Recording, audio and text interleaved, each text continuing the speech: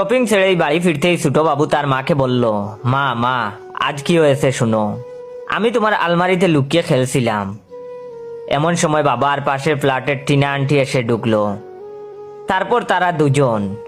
এটুকু শুনেই বাবুর মা তাকে থামিয়ে দিলেন। মুখখানা গম্ভীর করে বললেন, বেশ, আর একটা শব্দ না। এবার বাবা ফিরলেই তুমি যা দেখছো তা আবার ঠিক ঠিক বলবে, কেমন? বাবুর বাবা বাড়ি ফিরতেই বাবুর মা মুখ জামটা দিলেন। তোমার মতো একটা লম্পটের সাথে আমি আর সংসার করব না। তখন বাবুর বাবা বেবাচেকা খেয়ে বললেন, কেন? তখন বাবুর মা বললেন, বল বাবু, কি দেখেছিস, গুছিয়ে বল। তখন বাবু বলল, আমি তোমার আলমারিতে লুকিয়ে খেলছিলাম। এমন সময় বাবা আর পাশের ফ্ল্যাটের টিনা আন্টি এসে ঢুকলো। তারপর তুমি আর আক্কাস আঙ্কেল গত পরশুদিন দুপুরে যা করছিলে, বাবা আর টিনা আন্টি তাই করতে লাগলো। এটা শুনে লে বাবা একদিকে পলাইছে আর তার মা আর একদিকে।